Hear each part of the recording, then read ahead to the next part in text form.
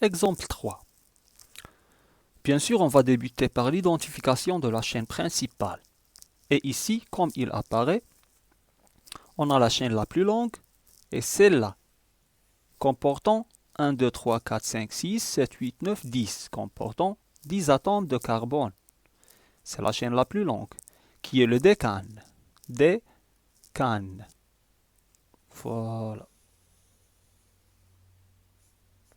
C'est la chaîne la plus longue. Maintenant, on va identifier les substituants. Comme vous voyez ici, on a 3 substituants. On a le méthyle et l'isopropyle. On a CH3 qui est le méthyle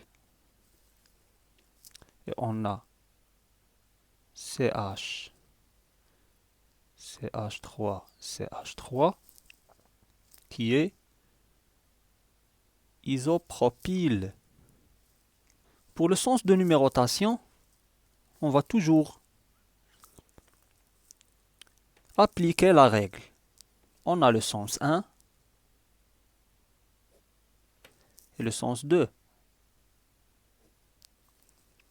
Pour le sens 1, on a 1, 2, 3, 4, 5, 6, 7, 8, 9, 10.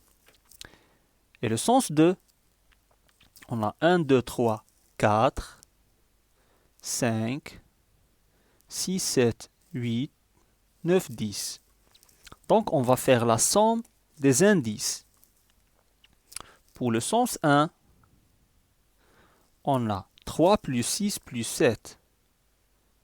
Plus 6 plus 7. Ça fait 16. Et pour le sens 2, on a 4 plus 5 plus 8.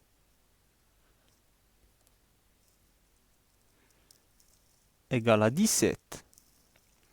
Donc on a 16 est inférieur à 17. Donc on va garder le sens 1.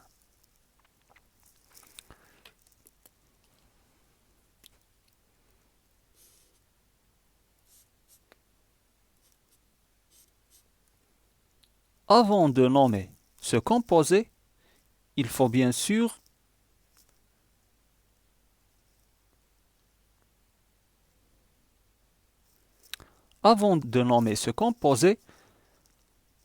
j'aime bien vous signaler une règle.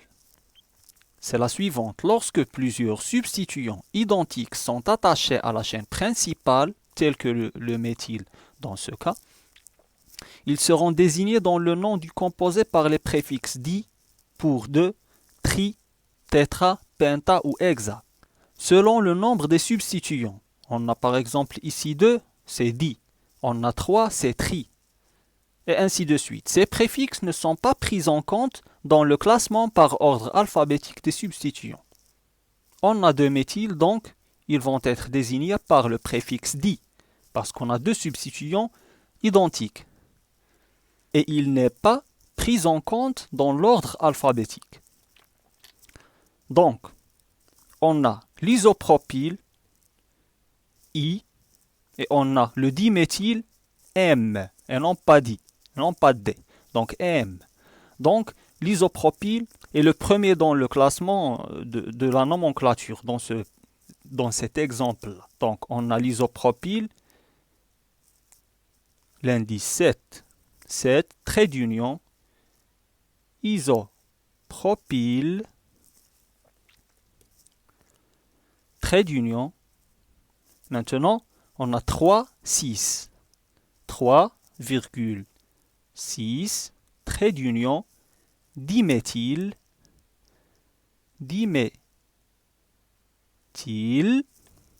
décane. Maintenant, on passe au quatrième exemple.